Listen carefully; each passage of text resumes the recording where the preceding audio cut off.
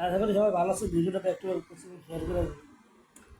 এটা হচ্ছে বাঙ্গি। আসলে বাঙ্গি খাইলে হয় কি, বাঙ্গি খেলে হয় কি শরীর ঠান্ডা থাকে।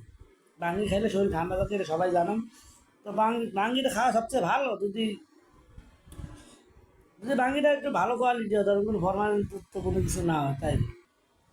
তো বাঙ্গি হচ্ছে সবসময় একটু এরকম দিকে নেওয়ার চেষ্টা করবেন, একটু লাইট তো এই জন্য একটু দেখাবো না।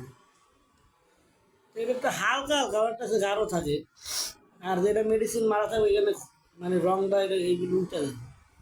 সেই জন্য বাঙ্গি বাঙ্গি অনেক জাতের আছে, তো দেখে শুনে আমাকে খাইতে পেরেছে মেন বিষয়। তো বাঙ্গি বিভিন্ন কোয়ালিটির হয়। তো হচ্ছে বাঙ্গির অনেক উপকারিতা আছে।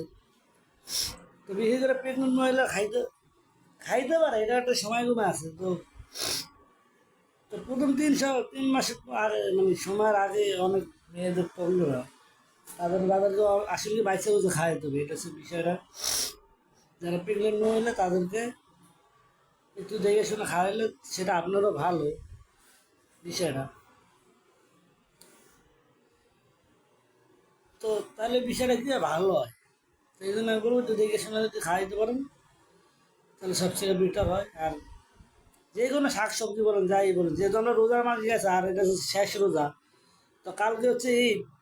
আর যেহেতু জানেন আমাদের ঈদের আগে অন্য অন্য দেশগুলো আছে কান্ট্রি, সৌদি আরব। আবার সৌদি আরবের সাথে মিল থেকে কিন্তু অন্য অন্য অন্য দেশে কিন্তু ঈদ পালন করে। তো যাই হোক ওদিকে যাবো না, সেটা হচ্ছে তো ফল খাবেন, বেশি বেশি ফল খাবেন, ফল খেলে সবচেয়ে উপকার বেশি। সেটা হচ্ছে বাঙ্গি, যে কোনো ফল হইতে পারে, মালটা, আপেল।